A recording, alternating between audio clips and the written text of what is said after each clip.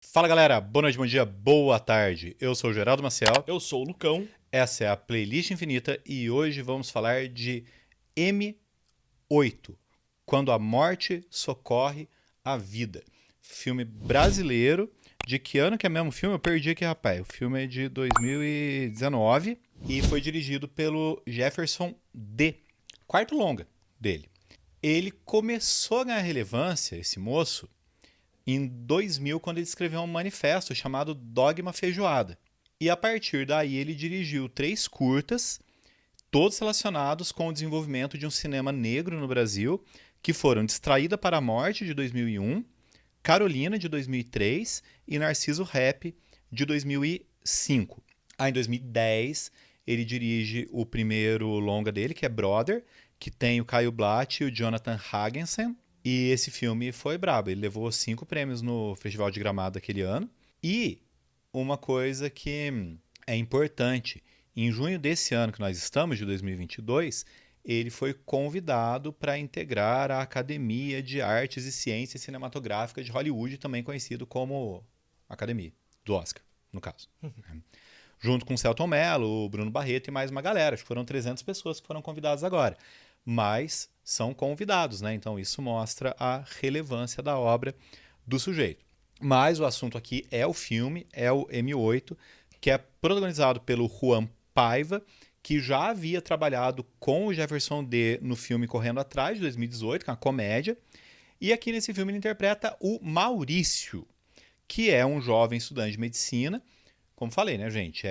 Ele cria um cinema em que ele vai tratar de questões sociais, de questões étnicas e tudo mais, relacionado a preconceito e tal. Então, o protagonista é negro. E ele tá lá na faculdade de medicina e já cria aquele ambiente super desconfortável, porque a gente Uhum. olha pro lado só tem branco. E aí ele vai dissecar um cadáver na aula de anatomia, o que eu achei muito estranho ali. A primeira coisa que o cara vai fazer na, Já é na, na cortar faculdade um. já é cortar um corpo, né? E aí ele tem um treco. Logo na primeira cena, quando ele tá chegando ali pra aula, ele tá ouvindo uma música do Rincon Sapiência.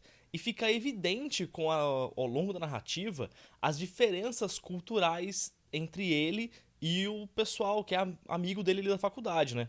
Amigo que na verdade só tem dois, né? É. Porque o resto não é exatamente amigo, eles estão lá, são colegas. E aí eles oferecem uma carona pra ele e tal, e falam, não, beleza. Só que é meio longe. Aí os caras falam, não, beleza, a gente leva lá. Só coloca as músicas que você gosta aí pra gente ouvir. Porque eles repararam que ele tá sempre ouvindo música. E aí, cara, você percebe que as músicas que o Maurício escuta nunca chegaram até os amigos por causa da condição privilegiada social dele, sabe? Eles são ricos da zona sul do Rio de Janeiro, ele mora na quebrada. E os amigos, eles querem absorver um pouco da cultura do Maurício.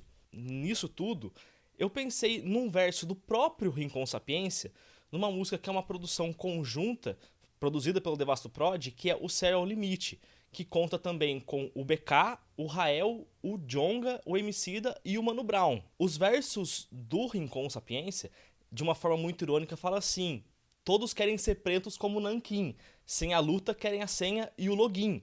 Ou seja, os amigos do Maurício querem absorver a cultura dele, que é de quebrada e tudo mais, só que não querem sofrer o que ele sofreu. Isso fica muito escancarado nessa primeira cena. Na verdade, o diretor não tem muita pretensão de ser metafórico, Uhum. né? Ele realmente dá uns tapão na cara ali, sem dó, sabe? E ele traz tudo quanto é questão relacionada a problemas sociais ligados à posição que os negros ocupam no Brasil. O Maurício é filho de uma auxiliar de enfermagem, que é mãe solo, que é uma mulher preta, como ela mesma diz, a determinada altura ali. Inclusive, eu vi alguém postando na internet essa cena em que ela manda ele ficar quieto porque ela é uma mulher preta falando e tal, e a pessoa tava criticando porque a cena é muito forçada e tal, mas é típico de quem não assistiu o filme, né? Aham. Porque faz total sentido naquele momento aquilo que ela fala. E quando o Maurício entra na faculdade de medicina, não é que ele percebe que ele é o único negro lá, porque ele não é o único negro. O detalhe é que os outros negros são funcionários ou são os cadáveres. Então, são os funcionários da faxina, é a funcionária da secretaria, sabe? E Aí ele pensa, isso é extremamente incômodo, né? E o problema maior, que aí é o grande mote do filme, o filme chama Quando a Morte Socorre a Vida, portanto, né, são os cadáveres. Pô, o que está acontecendo? Por que esses cadáveres aqui, que normalmente são de indigentes e tal, são só de corpos negros, né? Então tudo é exposto verbalmente, inclusive. Porém, o roteiro que foi escrito, isso eu achei muito estranho esse filme, ele foi escrito pelo diretor e pelo Felipe Scholl, mas tem a colaboração de Cristiane Arenas, Yafa Brits, Carolina Castro e Paulo Lins. Bastante gente. É muito difícil você ver um roteiro tipo efetivamente escrito por duas pessoas com 4 colaboradores, eu sei lá. Mas enfim, mesmo assim, o roteiro justifica a exposição que é feita, né? Uma vez que coisas óbvias muitas vezes são as que as pessoas mais se recusam a ver. Mas o Maurício segue o caminho dele lá e ele acaba desenvolvendo uma relação que ele mesmo chama de espiritual com o M8. M8 é o código que fica lá no cadáver que eles estão usando na faculdade, né? E cada grupo fica responsável em todas as aulas por fazer as coisas naquele cadáver. Eles não ficam, tipo, sei lá, trocando de cadáver, né? Quando ele volta da faculdade, ou como a mãe dele diz, da escola, ele passa todo dia em frente a um grupo de mães que tá com as plaquinhas lá porque os filhos delas desapareceram. Então elas querem saber o que é que aconteceu com os filhos delas, sabe? Sabe o que esse filme me lembrou? Embora sejam origens diferentes do problema, o Mães Paralelas. Verdade. Porque lá tem um outro contexto, tem uma questão de guerra, tem, né, tudo mais. E aqui não, aqui é uma questão mais relacionada a problemas sociais. Porque o problema que o filme coloca é o que eu falei agora há pouco. Por que são os corpos negros que estão naquela faculdade para serem estudados? Por que a maioria esmagadora das mães que estão lá clamando pelos corpos dos filhos, porque né, elas sabem o que aconteceu, são em sua maioria negras, né? E essa maneira de elas se juntarem ali é a maneira que elas têm de gritar por quem foi tirado delas. Tem 2 versos aqui, que eu não vou me arriscar a cantar aqui, porque é um pouco complicado. Falando muito baixo não vai adiantar, porque para vencer nós temos de gritar. Esses versos são de uma música chamada Gritar, que era cantado pelo saudoso Redson, né, que faleceu um tempo atrás, do Cólera, e está presente nesse disco aqui, que é o Grito Suburbano. É a primeira produção de punk rock no Brasil. São 3 bandas aqui, o Cólera, Os Inocentes e o Olho Seco. É de 82 isso aqui. E é punk rock, né, gente? Então o Redson efetivamente gritava. E eu falei tantas vezes variações aqui agora da palavra grito, só que eu acho que isso se encaixa perfeitamente na sensação de sufocamento que o Maurício sente. Então, como se livrar dessa asfixia? Gritando, né? O que faz ele desmaiar na aula de anatomia não é ele dissecar um cadáver, o que poderia ser, né? Uhum. A gente sempre ouve história de estudante de medicina que desmaia quando vai para aula de anatomia. Mas não foi isso, foi a consciência da própria condição dele. Aí, ó, a gente joga mais para frente. Como eu falei aquela hora, ele só tem 2 amigos. Uma é a Suzana, que acaba virando ali o interesse amoroso dele, que é vivida pela Júlia Gaioso. E ela é aquilo que você falou, ela é a garota rica da zona sul do Rio, que não sei o quê. Mas ela, pelo menos, parece gostar genuinamente dele. Só que ela carrega um preconceito arraigado nela. Preconceito que vem da mãe, né? Que, nossa senhora, tipo, preconceito quase como uma herança genética.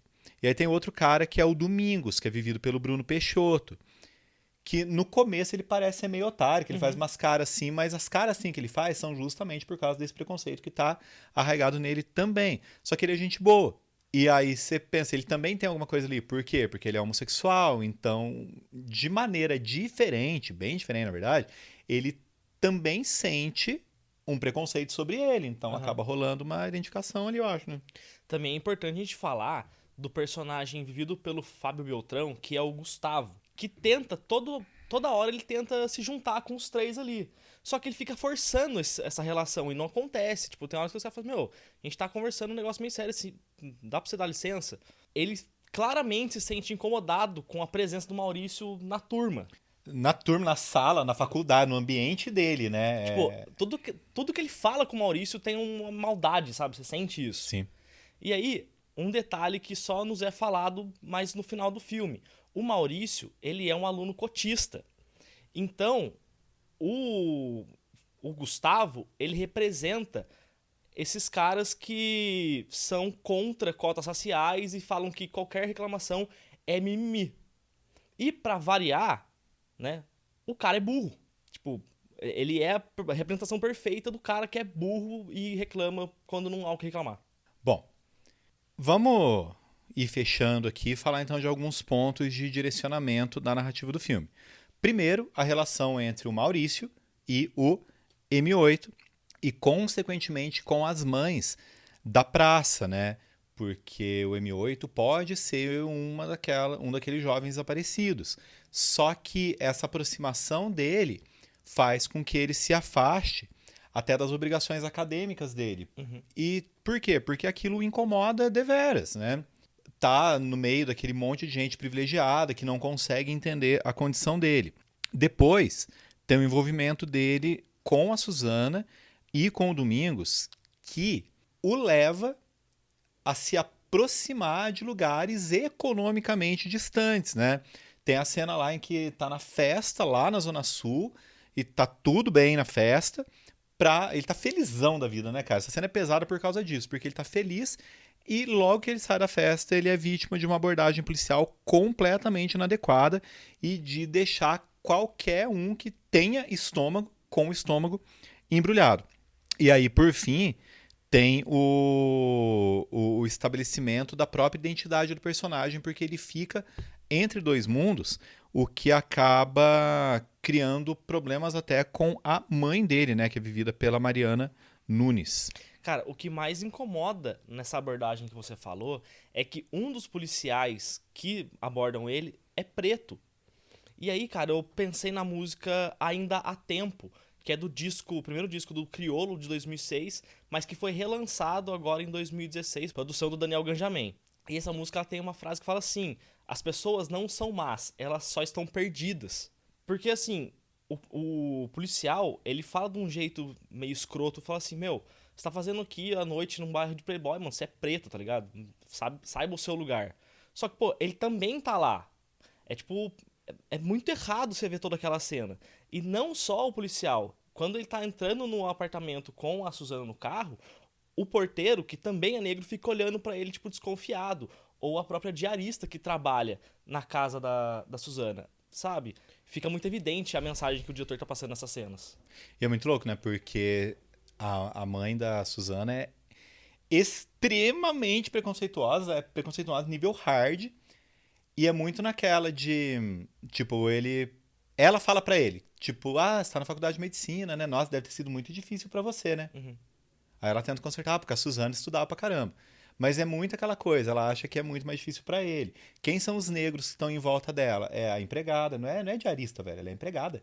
É a empregada, é o porteiro, sei lá, vamos supor que tem uma nobriça, essas pessoas podem estar próximas, entendeu? Agora, pra namorar com a filha, aí não pode, né? Mas enfim, gente, eu considero M8 um filme muito potente, com um final desesperador. E não é desesperador de aconteceu alguma coisa muito ruim no final. É uma cena muito forte que te deixa ali meio coisado, sabe? E óbvio que a gente não vai falar o que é. A discussão proposta pelo filme, relacionada aos corpos negros e aos lugares que eles ocupam, é importantíssima, apesar de, e talvez justamente por isso, parecer desimportante para alguns. Mas quem são esses alguns, né? São aqueles que estão do outro lado do espectro social. Grande abraço. Um beijo e até o próximo filme.